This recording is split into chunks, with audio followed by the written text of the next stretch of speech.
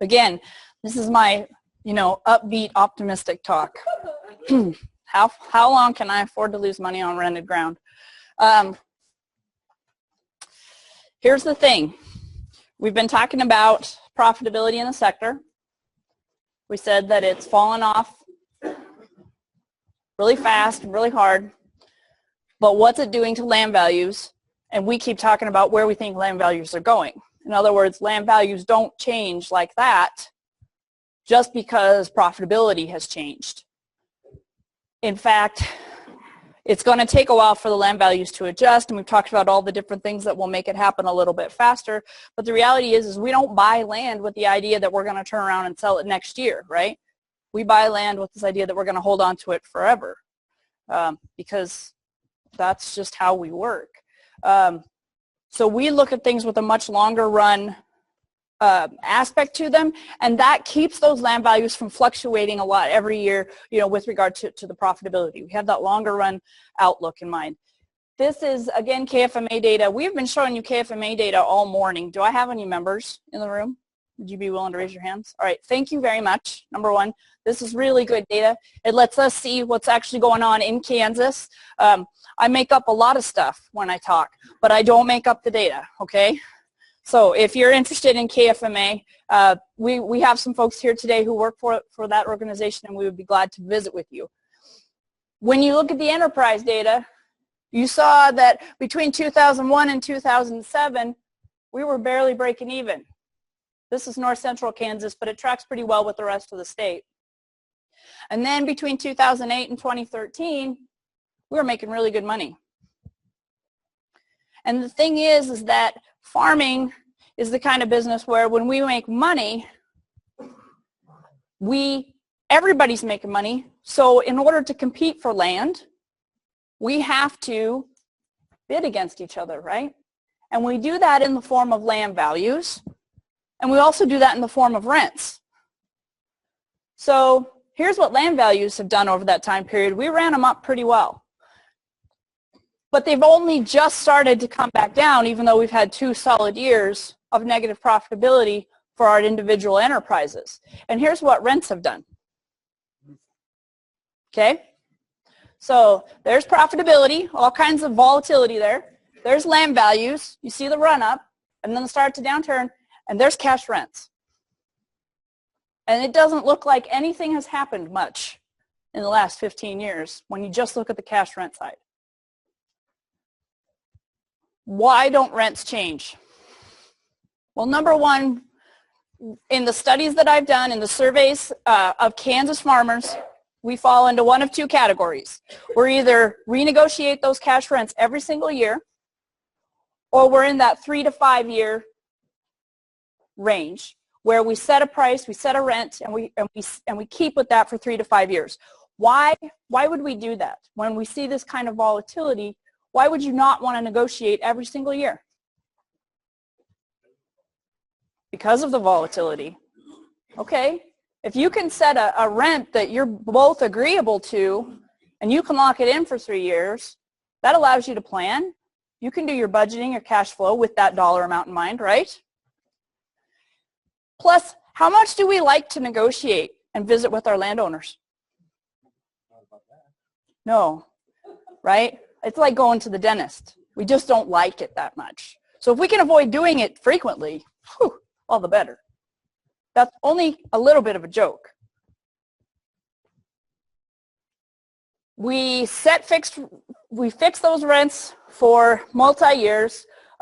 Negotiating can be very difficult. It is even more difficult to go in and say, I need to drop the rent, when they never heard you say, I need to raise the rent.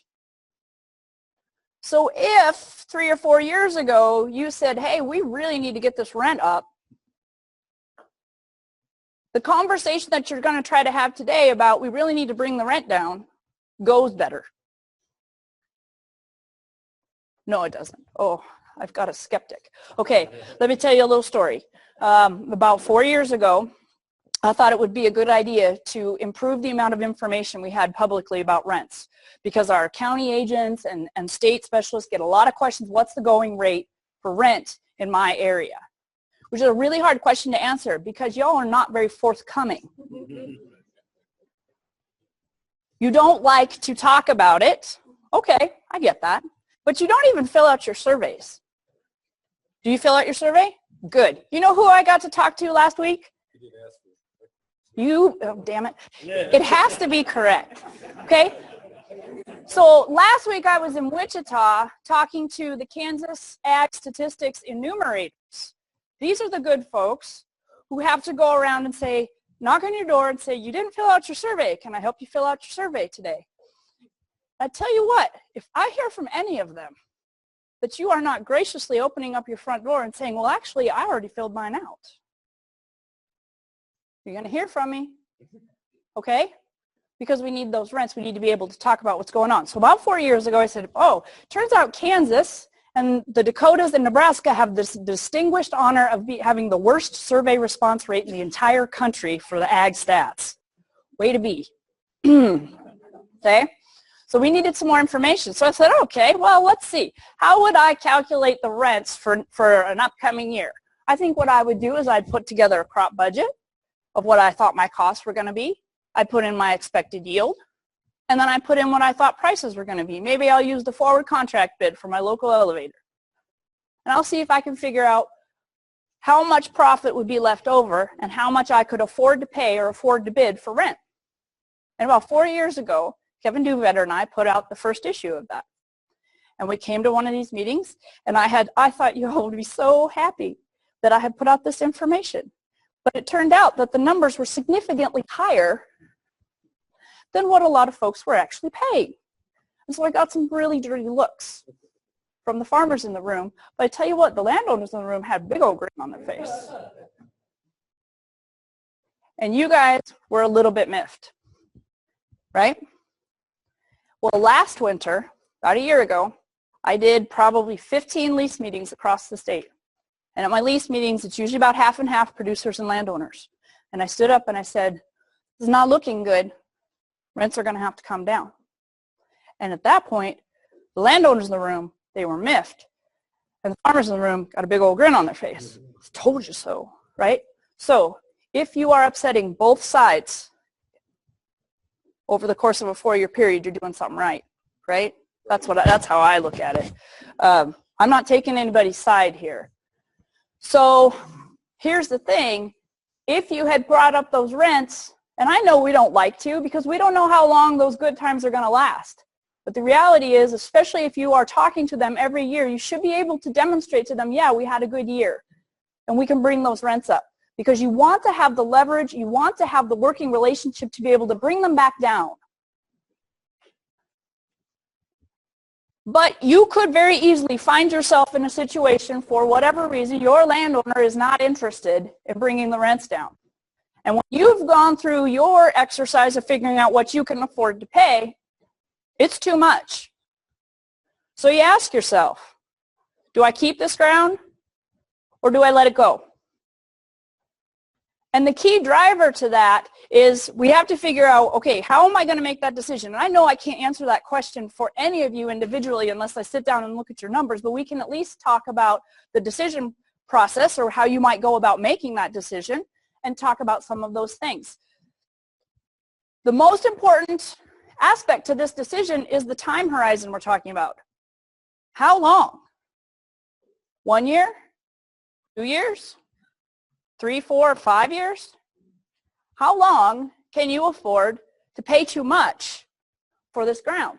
Well, remember, in the short run, economic theory says as long as you can cover your cash costs, you're going to keep going. But in the long run, if you're not covering your fixed costs as well, you're going to go out of business. Okay? So we've got long run and short run decisions here. How long is the short run for you? Do I have any multi-generation farmers in here? You got right with you here? No, I mean I want a father and a son sitting right next to each other. Who's going to volunteer? Oh, here we go. Now, at different places across the state, When I've done this exercise, people have done better than others. So let's see how good you do, okay? How long have you been farming? 6 years. 6 years. Okay, that's pretty good. Longer? Oh, yeah, since the early 90s. Early 90s. Okay. Now, you don't actually have to tell me any details here. Okay, 6 years, 25 years. If we were to look at your balance sheet, what proportion of the land that you operate do you own? 0. Did you round up? Yeah. Okay. And if we were to look at your balance sheet, roughly what proportion of the land do you own, of the land that you operate? Probably 40%. Okay, 40%. And I'm betting that some of that, when I say owned, you actually own it outright as opposed to maybe having a mortgage on it, but you don't need to tell me that one, okay? We'll just pretend like you own it all right? Now, when you are going through at the end of the year and you're allocating all of your costs, have you paid yourself rent on those owned acres? I would have to say, yeah. Every year, no matter what, you pay yourself rent on your owned acres. But it's possible that if you didn't make much money this year, you would be the first landowner that you didn't pay, right? Right. And you've got 40% of your base that you have the ability to make that choice on. You own 0% of your ground. You don't make any money this year. Which landowner do you not pay? Good question. Yeah. Okay. How long is your short run? How long is your short run? You, by having that owned land base, can subsidize losing money on your rented ground a hell of a lot longer than he can. Mm-hmm. So when I talk about the short run, thank you. I figure the first person he doesn't pay is dad. But that's the thing, is that the short run is different for everybody, and probably the producers that are the most susceptible to these cash flow constraints are the ones with less land base that they can use to subsidize the rest of that operation. So your youngest producers, the ones with the least amount of owned land, they are probably the most exposed. Okay? They are probably the most what? Exposed. Not like naked. I mean, exposed to the risk. You're going to have to edit it. I'm sorry. I can't stop. Yeah. Okay. So in order to figure this out, we've got data. You've got to have it up to date and going back as many years as possible. When you're looking at any piece of land, the more you know about what it costs you to farm that particular piece of ground, the better off you are. Okay? That is definitely an important thing.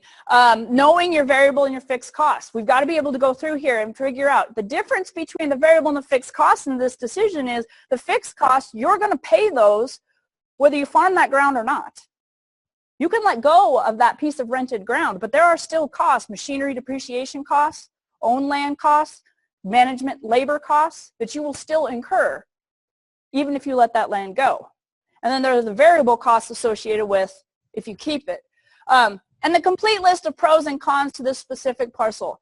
I am not going to deny that if this piece of ground that you are looking at and you're paying too much for happens to be the ground that sits right across the road from your home operation and you're going to drive past it every day for the next 30 years, that you're probably not going to try a little harder to keep that ground. Or perhaps it's a piece of ground that your uncle owns. And your wife says, we've got to have Christmas dinner with this person every year. Maybe you're going to approach that decision a little differently. The economics is still there, but there are other considerations, and I recognize that.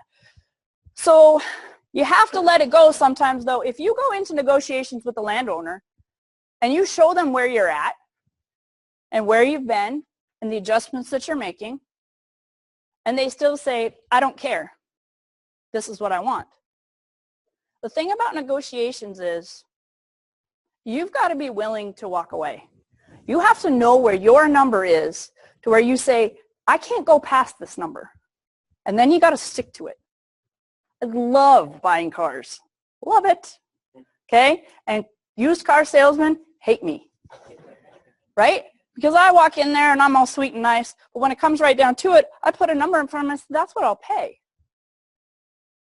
period. And if you want me to pull out the spreadsheet that I used to get to that number, I would be happy to do so, okay? My husband doesn't buy the cars in the family. He just lets me do it and he sits back and watches, okay? But we could be in a situation where your lender just says you have to let it go, and then there's not much of a discussion here. So the cost if you keep the parcel, you're going to lose money farming it. We know that. But then we have to compare that to the money that do you lose more money by letting it go? Or are you better off? Can you cut other costs to keep that land base? I was in Westmoreland a couple weeks ago, and an older gentleman shows up to the meeting, and basically before I even got started, he's like, my wife told me when I came here this morning that you were going to tell me that we needed to drop family living expenses. So if that's all you've got to say today, I'm just going to go home. Okay? I agree that family living expenses are an important constraint on our operations, but it is not the catch-all, right? It is not the catch-all for every loss that we take everywhere else in the farm business, because you still got to eat, and your wife and your kids still have to have certain needs met. The loss of dollars from subleasing it. This I've heard of twice, once in Nebraska and once in Kansas. Basically, you have an agreement with the landlord, and it's going to cost you way too much to farm it yourself.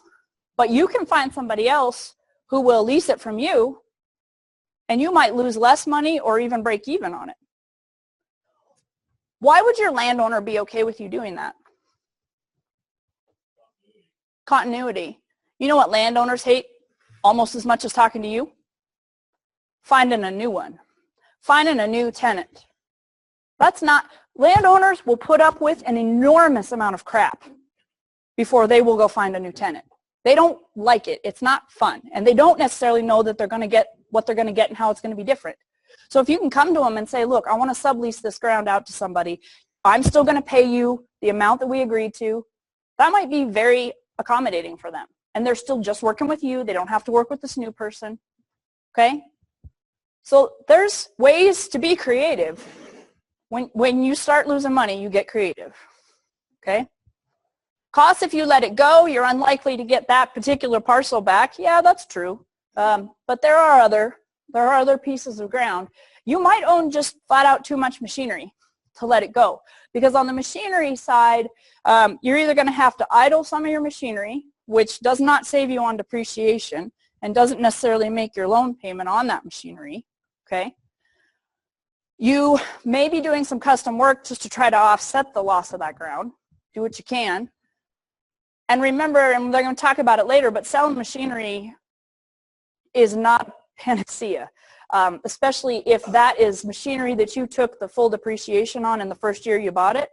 If you sell that machinery before you've fully realized the depreciation that you took, well, Uncle Sam's going to come back and say, we want our money back. So you're going to be paying taxes as well as getting a really poor price for it in the used machinery market. Okay, so KFMA data, my example is going to use corn, wheat, and beans. These are the acreage breakdowns, and I'm looking at a 300-acre parcel that I'm paying 75% too much for. Now, some of you in the back are chuckling. Why would you ever, what kind of decision is there to even make if you're paying 75% too much? Well, this isn't farmer math, okay? And I mean that with all due respect. I am paying myself a management charge. I am paying myself an owned land charge. I am fully accounting for depreciation, okay? So it's 75% over all of those costs, not just my cash costs. What that might look like if I was comparing it to my cash costs, maybe it'd only be 20% over. And to be honest with you, those are numbers that those are very real numbers that we can be looking at if you are, say, $20, $30, or $40 above where you think you should be. Because when I look at the numbers for what we can afford to pay versus what you're actually paying, there are a lot of places in the state where we are 50 to 75% over.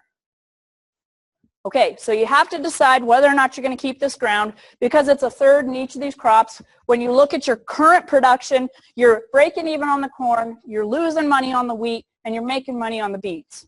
And let's just pretend like that's what we're projecting going forward, okay? That's the same cost. So what it comes right down to it, if I keep those 300 acres, my total cost of production, my total net returns per acre is a negative 25 bucks per acre. All right. Now I'm going to go through here and recalculate everything, getting rid of those 300 acres so I don't pay rent on them and I don't pay to farm them. And I don't have any return from them either.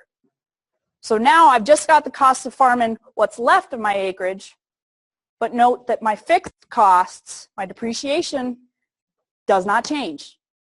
Okay? So when I do that calculation, I actually lose less money. In this situation, I can improve my situation by about $6.65 an acre. Okay? You can also back this out to where's the break-even rent that I would need to get at to not lose more money by farming it. There's a couple of different ways to do this. This is the same way we would go through the process of if somebody brought some ground to you and said, I want you to farm it, right? How does adding that land in change your cost of production? I can do it the same way if I was paying right at what I thought I needed to be paying. If I brought my rent down, then what you see here is that you actually worsen your situation. You get worse, right? But I can't know any of this. When I set up this example, when I put this in my spreadsheet, I didn't know what answer I was going to get. I just put in KFMA numbers and I put in some acreage and I said, what am I going to come out with? But it's really powerful to have those numbers. It changes then the way you approach those negotiations. How much room do I actually have? What am I willing to do? And how long is my long run and how long is my short run? Because some of us have more flexibility than others. Reducing costs via rationalization is not a long-term strategy, okay? I don't have to be paid to be here. If I had that attitude when I went into my annual evaluations with my department head and said, you know, Alan, I love my job so much, you don't even have to pay me to be here, let alone give me a raise. And he would say, good, you're never going to get another one. Now, I don't expect one because of the condition of the state budget, but that set aside, that's not in my best interest to not get paid, right? I mean, I know you love living on the farm or the ranch, but if you're not making any money, if you're not able to pay yourself, that isn't much of a business. The land's already paid for, so I don't need a return. We need to be completely honest with ourselves about the return that we're getting on our land and our machinery. Because again, if you are losing money on land that you own, what's your next best option? You can sell it or you can rent it to somebody else. Okay? And then you can become a landowner. And then you get to see what all those years of being on the other side of the table are like, right? So we're going to reduce costs in other ways. We're going to look at as many ways as we can if we need to hold on to that ground. But I just wanted to put that up there because, like I said, I've been talking to producers who have both sides of this situation. It's the how long do I hold on to rented ground that seems to be at too high of a price, or I've got somebody bringing a farm to me that's 1,000 acres and they want me to farm it, but am I really better off if I pick this ground up right now? Because how long are we going to go with prices where they're at, with costs where they're at? You can pick up more ground right now. It is very possible for you to pick up more ground right now. The challenge I see to most of those offers that are coming to people is the landlord's rent expectations are considerably higher than what is probably profitable for you to pick that ground up. And that's the tough part right here, is you might have to pass on some ground if those landowners have not adjusted their expectations. Okay, hold on, Eric. We got one question in the back first. Okay. Wait, hold on. Are you like your father? Okay, go ahead. Situation like that, are you better off to go out and buy a piece then at a low interest rate? Well, if you've got the cash to put a down payment on it, because the banks are not interested right now in having you buy a piece of ground that you can only put 20% down on. Okay? So if there's a piece of ground available and you've got the cash to make a significant down payment on it and the bank will lend you the rest, that's fine. But the banks are a little nervous right now. And I don't blame them because they're trying to do appraisals, internal appraisals, and see where that ground is. Good. And they are also not quite sure how far we're going to go down. But yeah, I mean, the reality is there's going to be ground for sale and there's going to be ground up for rent. And whether or not you pick it up right now and whether or not that's a good business decision in the long run just has a lot to do with where you think, where you are and how long you think we can go at these prices. Eric. We've primarily been talking about cash rent. Yeah. I'm a landlord. I do have some cash rent, but most of my ground I'm on a crop share. Okay. I want to see our farmers survive, and so I don't mind having skin in the game. So that's one approach to make some landlords, if they may, I don't mind doing the extra, pay the fertilizer bills, and do the book work. I'm not saying about cash rent, all you do is pay your real estate tax and take your cash rent payment. But yeah. Some landlords might be receptive to go into a crop share. Some might be receptive to go into a crop share. I've had quite a few producers contacting me and asking about flex leases. So taking somebody who's on a fixed cash and adding some kind of a production or revenue-based bonus to that. But the challenge with flex leases always is, what do we set that base at? And then what do we flex on? Who sets the price? Yeah, there's a lot of moving parts in a flex lease. But to me, when people are they're trying to do that. They're trying to move in a direction of sharing some of that risk with their landowners. Mm-hmm. We may have less competition for some of that land. Now keep in mind though, you can lose money on a crop share just as easily as you can lose money on a cash rent, okay? Because if we're in a situation where we're just trying to make sure we cover our cash costs, you're probably only sharing on certain cost categories, not all of them. And I'll be honest with you, if a landowner is already in a fixed cash rent situation, the likelihood of getting them to move to a crop share is low. Because then you're moving them into the paperwork, the cash flow of paying those bills, and the uncertainty of what my rental agreement is, or what my rent is actually going to be. Depends on what their loyalty to family is. I've had Sure. relationships with families for years. Yes. I look down the road and say, what if I can't find a good tenant here? It gets tougher each generation moves out when they're farther away and don't care about the farm. Yes, it's true. So that's something. Probably on share run over the long haul, you make more money than the ones that cash run. When we had those good years, definitely. Yeah. Yeah. I mean, because you're in for the risk, but you get rewarded for your risk. Yeah. Some really good years. Mm-hmm. Yeah. Keep in mind also that, I mean, our average length of a leasing relationship in this state is 12 years. Okay? That's the average. And a full 50% of our leasing relationships are pushing 20 years. We have a lot of leases that transition across the generations. So these are strong relationships. You don't want to give up on these people just because I can't get the rent I want today.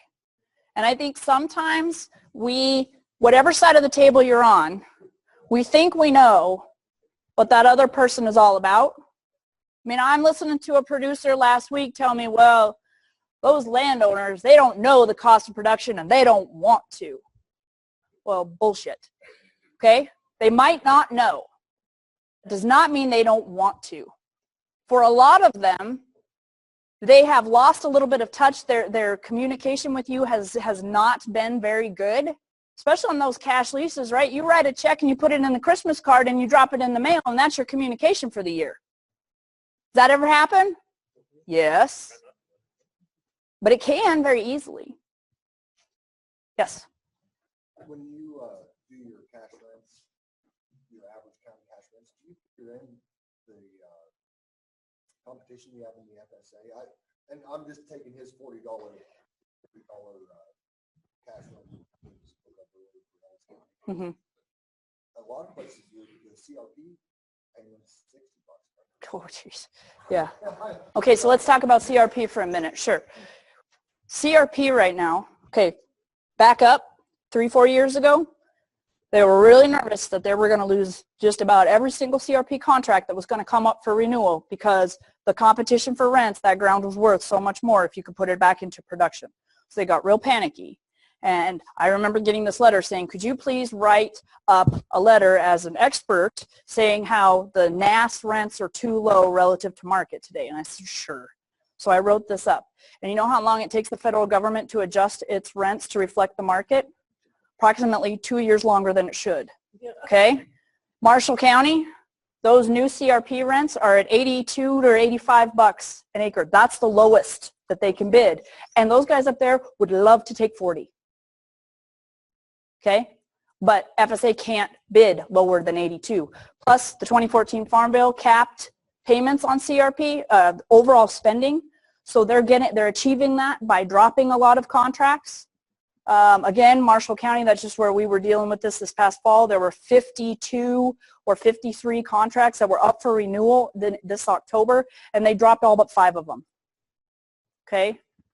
And then they wanted me to come out and tell them what they should do with the ground. Woo! What was the average cash rent? It was in and around 40, or working its way towards 40. But yeah, but if you could get your ground in CRP, if you could get it in CRP, you could have $85. You'd all sign up for it if you could. But they were so mad. They're like, let us bid less. Then you can take in more acres.